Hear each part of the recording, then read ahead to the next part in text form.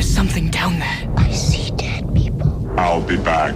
I was way off. Yeah, baby, yeah! They don't make the movie. The movie ends, and I remember going, either that's the most brilliant movie ever, or we're so frickin' effed. But they can make or break it. The trailer was great. When they saw it, they realized that the movie was going to be great. From DG Entertainment and Clio Entertainment. I'll tell you the dark but funny truth about the whole thing. Trailer geeks and teaser gods. Oh, this is amazing. I can't believe people get paid to do this. The fate of the movies is in their hands. I'm really excited about this episode. Today we have Barbara Glazer, who is widely respected as the queen of trailers. She would never refer to herself that way, but we all do. Barbara first came to prominence as a trailer editor at Tony Silver Films, where she cut the trailer for Platoon, Oliver Stone's award-winning film. And over a short period of time, Barbara worked her way up as a producer and ultimately a partner in what became Silver Glazer Films. And Barbara's best known in the trailer world as the co-founder and co-CEO of the Ant Farm, one of the most successful entertainment marketing firms in the history of the business. They worked on such campaigns as the Lord of the Rings trilogy, The Sixth Sense, Pirates of the Caribbean trilogy, Pearl Harbor, Sideways, and so many more. And in the year 2000, Barbara co-founded Picturehead, what was initially a leading post-production company that specialized in high-end quality post for short-form marketing materials. And then over the years, it's grown and expanded with Formosa Sound and Picture Shop, which now they collectively work in all areas and formats of post-production. Barbara's also a member of the Academy. She continues to consult as a creative exec at various Hollywood studios, and in closest to her heart is her work as board chair for the nonprofit organization A Place Called Home, which we'll hear more about later in the episode. Now, our conversation with Barbara.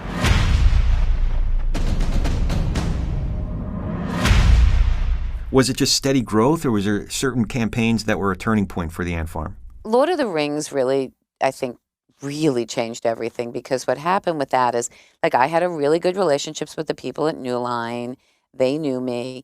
And I think that, you know, I've always said that something that happened for me is that male clients didn't feel threatened by me, and I was very human, and they became more human. And there was just, I had a really, I don't know, I feel like the luckiest woman in the world in that I just had great relationships with my clients. I mean, there were one or two people whose names I will not mention that were not dealable, like, you know, refused to work with, or worked with once or twice because I had to, and just like life isn't long enough for this. Like, I'm not doing this. But for the most part, I had great relationships. And so what happened is that Peter Jackson was very unhappy with Joe Nimzicki, who was the president of marketing at the time at New Line. New Line, yeah. And he basically demanded that he wanted to work directly with a vendor.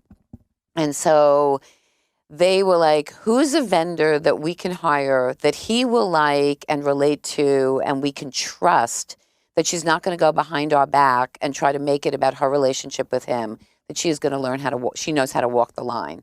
And I guess they thought that I was a trustworthy person who would look out for their interests, be diplomatic, and kind of walk that line. And so they sent me, and I brought Julian, who was my print guy, Julian Hills, and Steve Harris.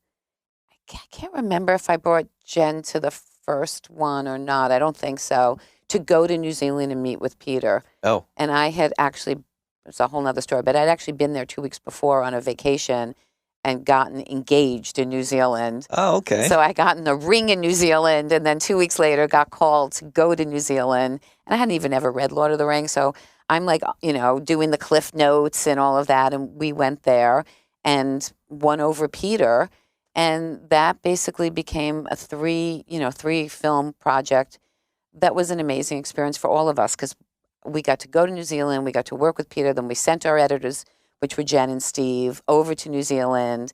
So that was on the first one? That was on the first one. Okay. And then it just continued, and on the second one, and he would show us stuff that he wouldn't show New Line yet. So I was walking the line. And by that time, Russell Schwartz had taken over, so he inherited me, and that worked. And Laura was there. It was just all good. And, you know, I got a special thank you on the film, on the second film. That's got to be cool. Which was very cool.